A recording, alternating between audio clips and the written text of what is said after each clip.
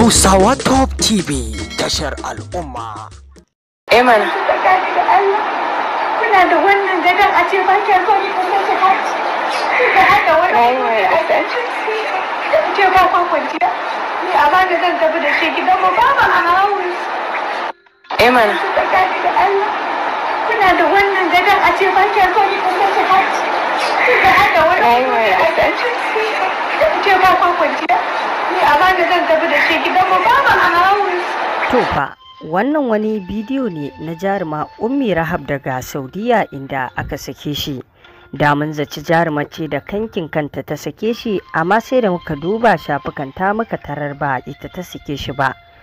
Wata ce dai daban wadda take ɗaya daga cikin waɗanda suka ɗauke ta ta saki wannan bidiyo.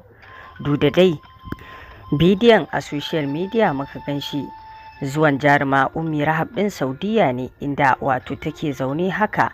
Wato inda waccan din ta dauke ta, wadda ita kanta mun san bata san ta dauke ta ba. Idan ma ta san ta dauke ta babu shakka, to wannan ba wayewa bace kuma ba burgewa bace ba. Idan ita a wajenta hakan bata mai da shi tsaraici ba, to tabbas tsaraici ne. Bai kamata a ce ta yi irin wannan wato shiga kuma ta sa a ringa daukan ta a bidiyo ba. Wannan ce take sanya wasu ke ganin cewa matan Kannywood ba su da kunya. Saboda irin waɗannan abubuwa da suke yi ɗaiɗaiku a gefe, wanda sai ya bayyana ake mamakin irin abin da suke yi. Ya kamata mutane su ringa kiyayewa a duk inda suke a irin wannan yanayi. Dama an daɗe ana faɗin jaruman Kannywood wasu ba su da kunya. A bayan idon mutane Allah ne kaɗai ya san abin da suke yi.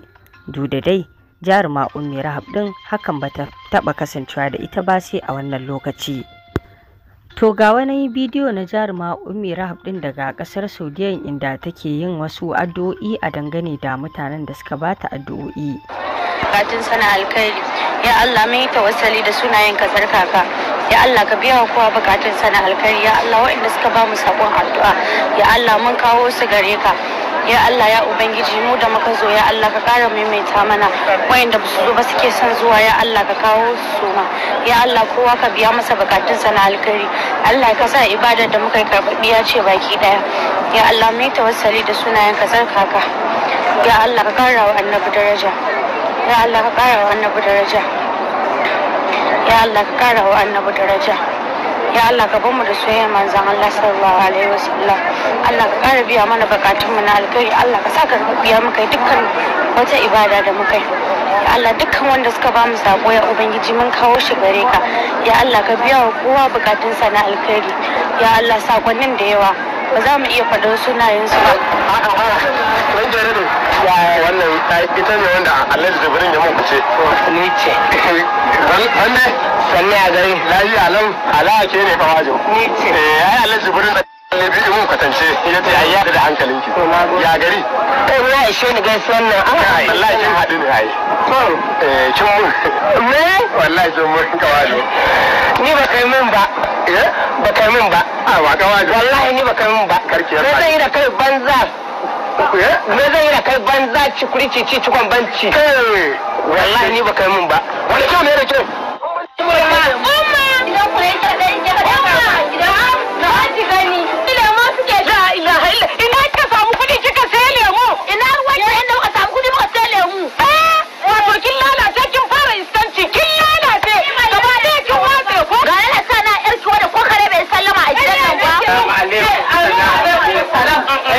Baba, me gida har wata ana ta ji gida na sai ka ce gidan da gashi nan yarinya lemo ta sai ta samo da biskit tana sha da yan wanta, yanzu yarinya budurwa wanda take cikin gidansu za a dafa ta ci. Ya aka yi mai gida har ta samo lemo yan nan lemo da biskit akwai ba biyu. To baba sai ka tambaye ta daga safe zuwa yammacin nan baba ta ba mu abinci ko ta ba kane na wanda bai da lafiyar nan? Ai na ba da kudin cefa ne ko kai? To na ba da kudin cefa ne.